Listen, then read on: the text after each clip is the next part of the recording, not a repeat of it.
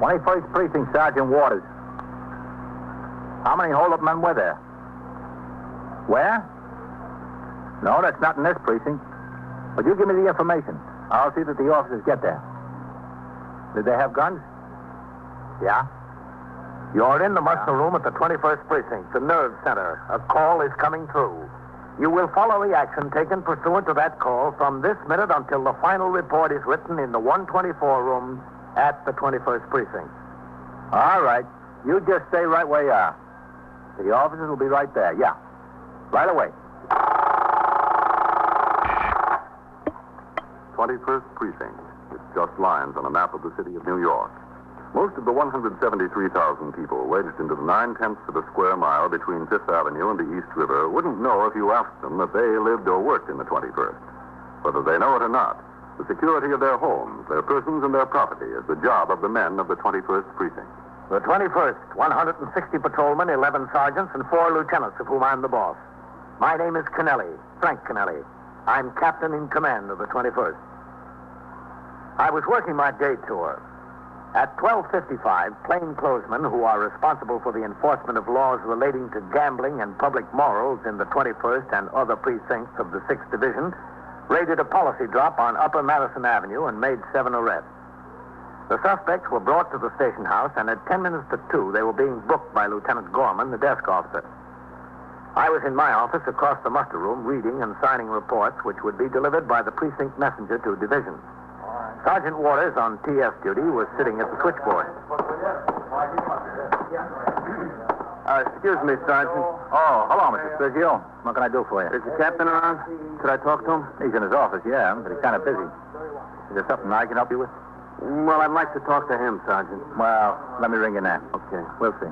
How are things over your way? All right, I guess. Good. 21st Precinct, Captain Kennelly. Sergeant Waters on TS, Captain. Mr. Joe Sprigio that has the upholstery shop there on 2nd Avenue's out here. He'd like to see you if you've got a few minutes. All right, ask him to come in, Sergeant. Yes, sir. Okay, Mr. Sprigio. Right across there. Thanks. Kind of rushed around here today, huh? Yeah, we are. The plainclothesman raided a policy drum. Oh? Over there? Yeah, that's right. That's it, all right. Now, the next one up here. All right, Harold, Ogono, 824. Come in. Oh, come in, Mr. Sprigio. Thanks. Well, I'm glad to see you. Won't you sit down? Oh, yeah, thanks. Well, what can I do for you? Well, it's sort of a ticklish situation, Captain. By Parent Magazine, a perfection air... What's it all about? Well, you know the few little storekeepers over there on my block. All small businesses, the merchants, a couple of garage men, you know. Yeah. Well, we got this little association. It's nothing much. It's just for the neighborhood. You know, we give our Christmas party, and if some of the families need helping out, it's a thing that if somebody comes and asks us for a charity, we figure it's best to send them to the association rather than each individual merchant take care of themselves. Know what I mean? Yeah, sure. I mean, it's no big deal or anything like that, Captain. It's just something that we cooked up to take care of any emergency. And to have a little organization. Mm-hmm. I mean, we don't even have no meetings hardly. It's just 10 or 12 of us small storekeepers over there. Well, what about it? Well, you know Al Brider, don't you? Yeah, he has that luncheonette there in your block. Yeah, that's right. Well, he's the member. As a matter of fact, he's our treasurer. And? Well, Al is a nice guy, Captain. And I don't like to go make him any trouble. He works hard. He runs that luncheonette. He's there day and night. But after all, the dough belongs to the association. Well, what happened? I hate to get anybody in trouble, Captain, but if he's going to be the treasurer, he's got to have some responsibility. Now, he's short over $200, and he can't come up with it. Okay. Now, I wouldn't come to you, Captain, except that, well, if a guy takes a job as the treasurer of an association, he's got to have some responsibility. I mean, that's what all the other members think. Well, what did he say when you asked him for it? Well, he admits he's short. He says he'll try to get it. Mm-hmm. He said he used the money to keep the luncheonette going. Now, he works hard. He runs that luncheonette. He's there day and night with his wife and everything like that. But, I mean, after all, it wasn't his dough, Captain. That's what I think. That's what all the other members think. Well, do you want to file a complaint against him, Joe? We just want our $200, Captain. Well, the police department isn't a collection agency. Yeah, I know it isn't. We don't want to file no charges against him, but... Well, we can't let him get away with something like that. Well, there's just two things you can do, Joe. You can see a lawyer and try to collect it from him in a civil suit. Oh, no. Or you can make a complaint, and the detectives and the district attorney will look into it from the point of view of a criminal case. Look, if we get a lawyer, it's going to cost us a fee, Captain. And if he's got nothing, we're out the $211 plus the lawyer's fee. Isn't there any way we could just, maybe sort of throw a scare into him? Not through the police department. Well, thanks, Captain. I'll walk out with you. I appreciate your help. If I've been any help. Only wish I knew what to do. Go ahead. Nothing else you can think of, huh, Captain? No? It'd be a shame for us to be out that $211. All right. We're not big businessmen, It's just a little association. It's not like the United States Chamber of Commerce. Hello, Captain. Matt? What have you got over there? Well, the plainclothesman raided a policy drop up on Madison Avenue. Oh? Lieutenant Matt King, Mr. Joe Sprigio. Oh, yeah. Hello. Mr. Sprigio runs the upholstery shop over there on 2nd Avenue. Oh, yeah. Lieutenant King's in command of the 21st Detective Squad. Oh, I'm glad to know you. Well, I won't take up any more of your time, Captain. I'm sorry I couldn't help you. That's all right. I guess this is a problem we have to work out ourselves. I think it is. Well, so long. Bye. Glad to have met you, Lieutenant. Yeah, same here. Social Security card. I hear that fellow does nice work, Captain. He's cheap. Yeah. My wife wants some foot covers made. I think I'll send her in there. Well, I hope he uses more judgment in his business than in picking a treasurer for his organization. No, what's the trouble? Well, the treasurer is short $200.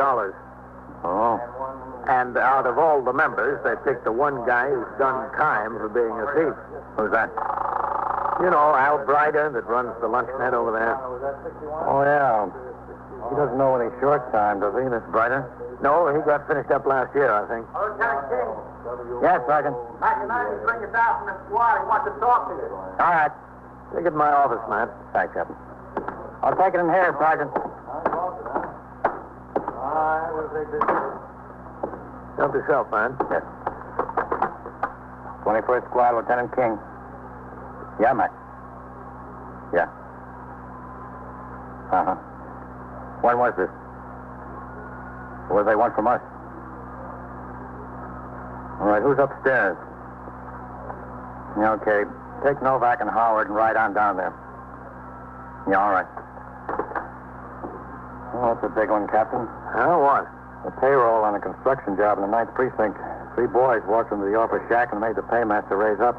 Got over $26,000. The borough office called and asked me how many men I could spare. I'm sending Novak, McInerney, and Howard down to give them a hand. Only $6,000. That's a good touch. Yes, sir. Especially tax-free. After the 7 suspects arrested in the raid on the policy drop were booked by Lieutenant Gorman, a patrol wagon came to the station house and took them directly to Gamblers Court in the New York County Criminal Court building at 100 Center Street. Shortly afterwards, the alarm came through on the teletype concerning the payroll holdup in the 9th Precinct. It described 2 armed bandits who entered the construction company's shack, held up the paymaster and 2 assistants, and escaped with $26,000 in cash. The description of the 3rd man, thought to be driving the car which waited on the street, was lacking. The payroll, which included more than $1,000 in silver, had been delivered by an armored truck only 30 minutes before the robbery. I signed the blotter to go off the job at 6 p.m. At the subway, I bought the evening papers. The story of the robbery was played in big headlines. There had still been no break in the case by the time I came into work at 3:40 the next afternoon to begin my night tour. Lieutenant Gorman was desk officer and Sergeant Waters had PS duty. Hello, Captain.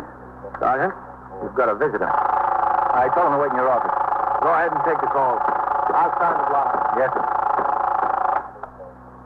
21st Precinct, Sergeant Waters. Oh, man, what's this? Okay, 22. Well, who's the visitor, Sergeant? Oh, it's Joe Sprigio again. Yeah? He called the first thing this morning. They told him you weren't due in here until about 3:45. He asked if he can see you then. They told him it'd be okay if he wanted to take his chances that you'd be able to. He's been here since about 3:30. I told him to have a seat in your office. Okay, I'll be in there. Yes, sir. 21st Precinct, Sergeant Waters. Oh, hello, Mr. Sprithill. Oh, Captain. Gee, I hate to bother you again, Captain. Oh, that's all right. What's on your mind? Well, Excuse me. Sure. 21st Precinct, Captain Kennelly. Sergeant Waters on TS, Captain. The paychecks are here. All right, send them into the 124 room. Yes, sir. Well, what'd you decide to do about Al Brider, Mr. Sprithill? Well, that's what I want to talk to you about. Nothing. Nothing. You were pretty steamed up at him yesterday. Yeah, I know, but he came into my store last night. He said he wanted to see me. He said to come into his luncheonette after I closed up. So I went in there. You know what? He gave me the money. $211. $211. Every cent he was short. Oh, that's so. You could have knocked me over with a feather. So, I guess we'll just kind of forget about it, huh? Well, it's up to you. But we're making him resign as treasurer. That's the least we can do. Here he was all the time complaining to us about how he spent the money in his business and he didn't have a nickel and all that. And he comes up with $211 all of a sudden. Well, I guess it's a good thing you didn't make a complaint yesterday. Yeah, I guess it is, Captain. But, Captain, it don't do a guy any good that's got a little business if he gets a reputation like that. You know what I mean? Mm-hmm. I mean, I thought I ought to come over and just get it straightened out with you. Well, I'm glad you got your money. So are we. Even if it almost took a truck to carry it home. What do you mean? Well, out of the $211, nearly $60 was in small change. Oh, was it? Yeah, I said, what are you doing, Al? What's the idea? He said it was just change he took in over the counter. Change he'd been saving up. Oh. Telling you it'll take a long time to get $60 in change in that luncheonette. But I don't know. Don't make any difference as long as we got the money. It's a real load off my mind, I'm telling you. I want to thank you again, Captain. Oh, that's all right. Just want to make sure you didn't get me wrong ideas about Al. A little slow, maybe, but you paid up. I understand. Well, I'll see you around, huh? Yes, I'll see you, Mr. Sprithill.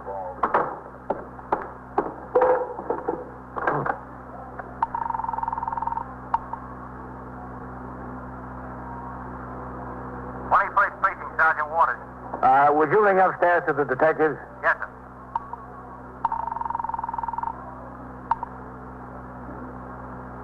Squad, Detective Goldman. This is Captain Kennelly, Goldman. Is Lieutenant King around there?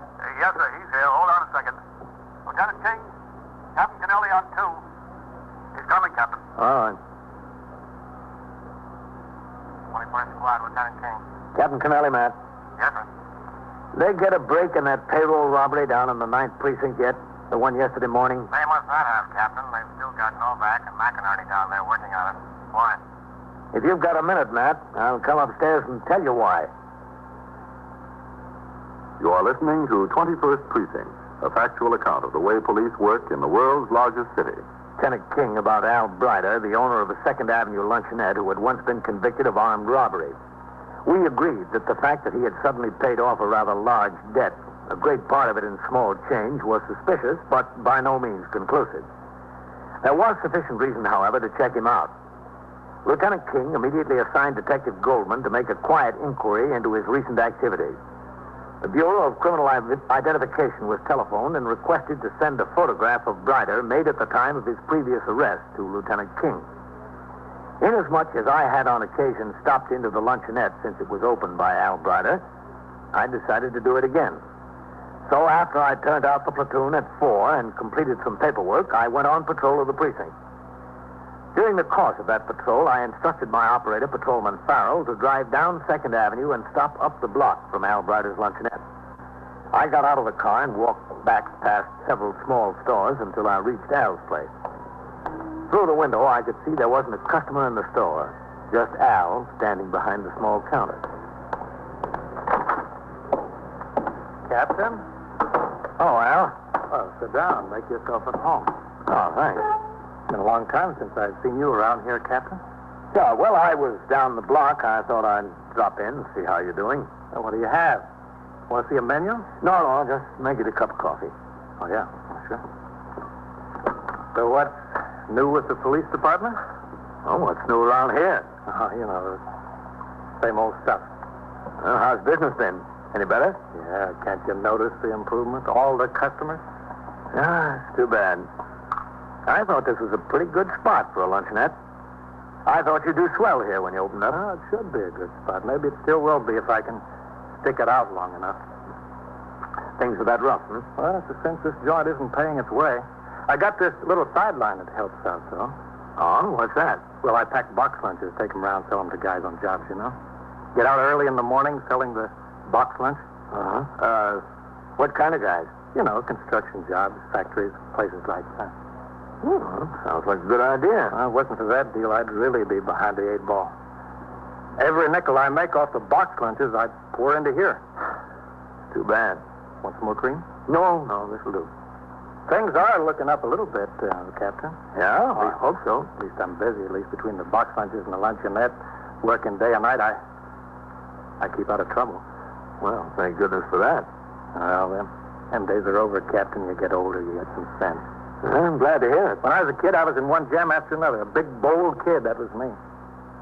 Then they hit me between the eyes with that Sing Sing deal. I'm through with that kind of stuff. Don't pay.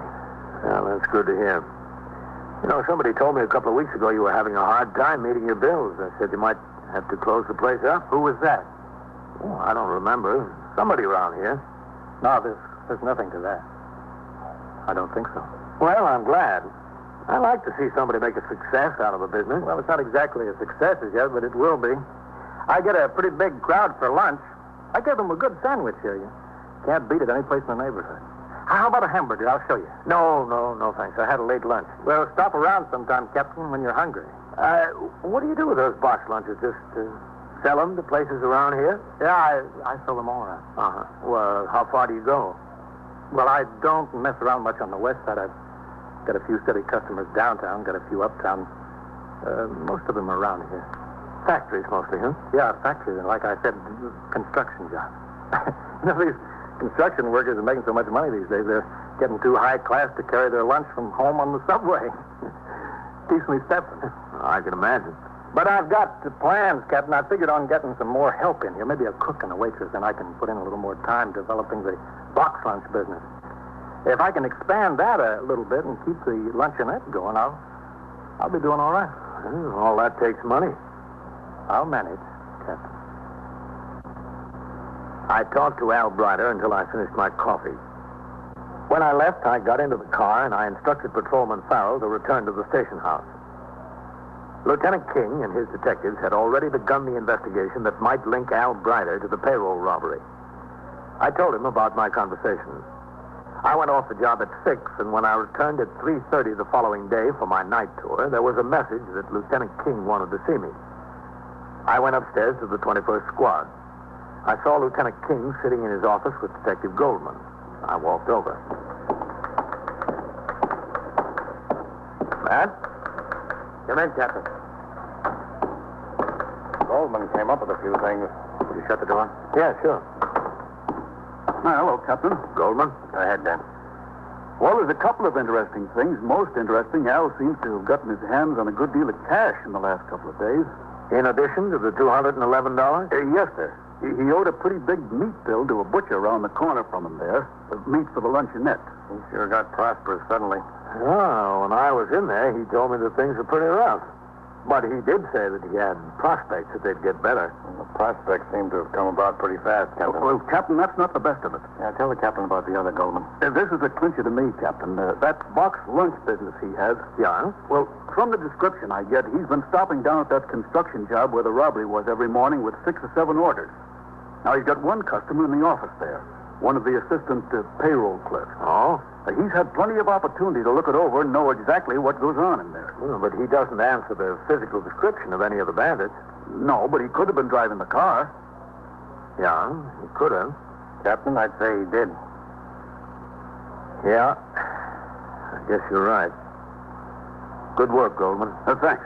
You too, Captain. Well, what are you going to do about it? You going to pick him up? I'll have to call down to the commander of the 9th Squad. It's their case. Yeah. Oh, do you have any idea who he's been running with, Dan? Well, that's pretty hard to say, Captain. I haven't had much time to check, but I found out his wife's brother has a record as long as your arm. Oh, who's that? A fellow named George Vantella. One of the neighbors where Al lives told me about the brother-in-law. He said Al and his brother-in-law are always together. I called down to BCI, and they checked out the name.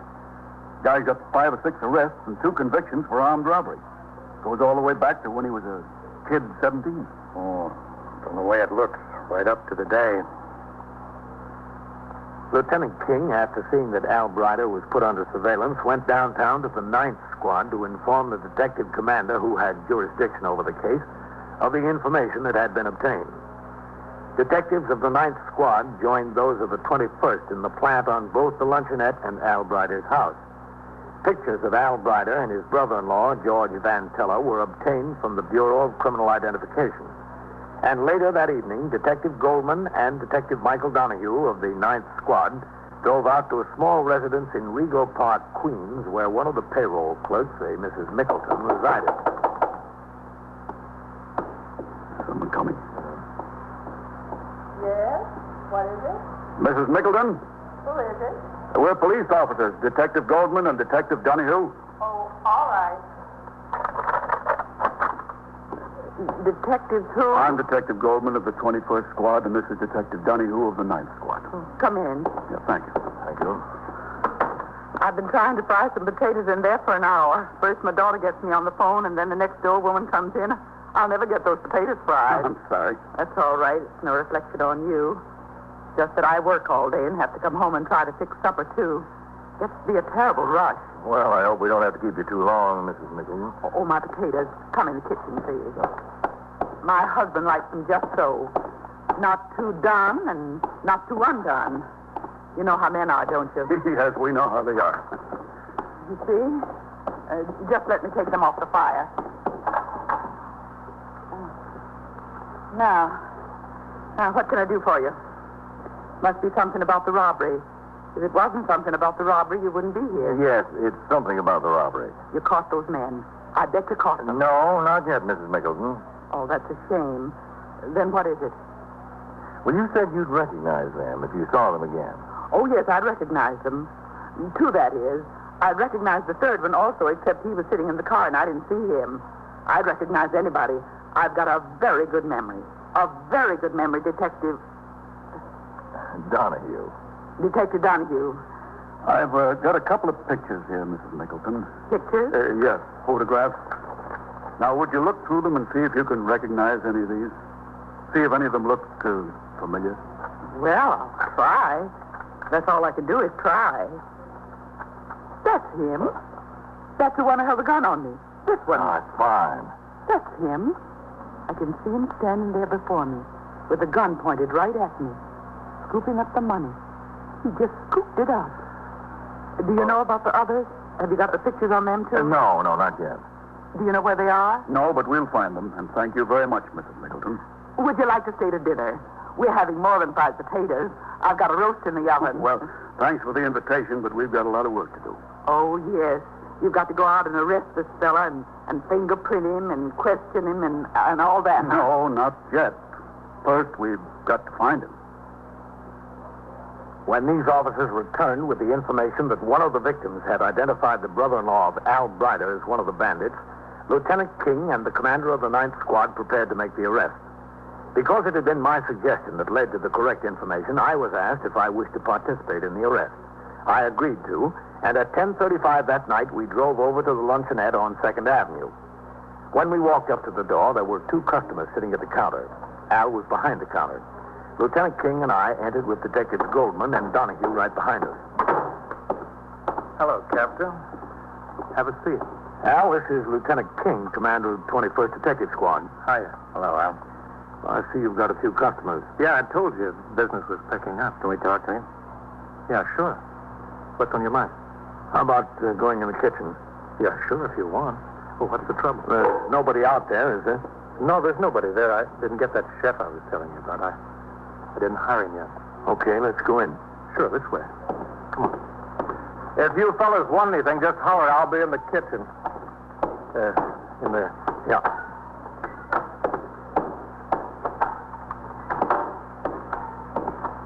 Well, what can I do for you, Joe?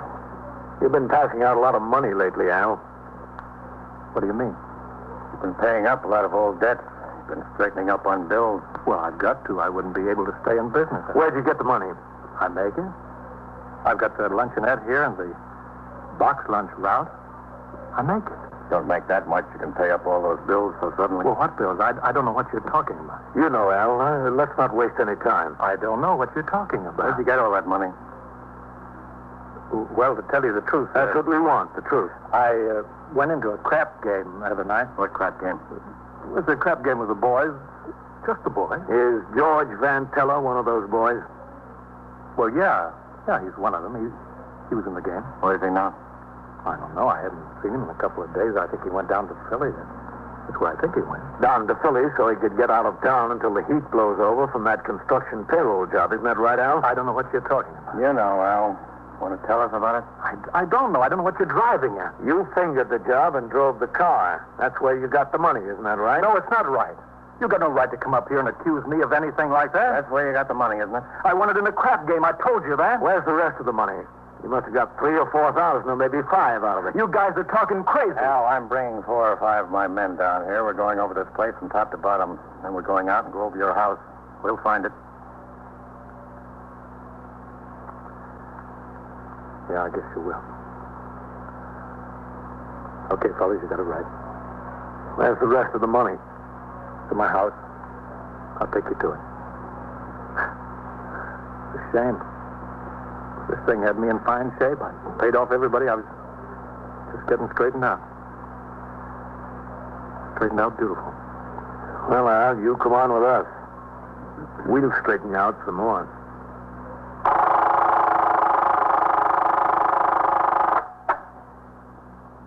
First Precinct, Sergeant Waters. Yes, E.B. No, the call was for a car to go to 71st and 1st to meet the officer and bring in a prisoner. He collared a boy carrying a loaded revolver. Yeah, that's right. 681 will be okay. And so it goes.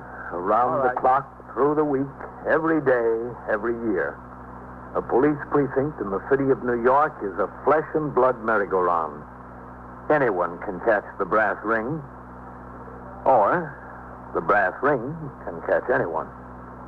21st Precinct, a factual account of the way police work in the world's largest city, is presented with the official cooperation of the Patrolmen's Benevolent Association, an organization of more than 20,000 members of the Police Department, City of New York.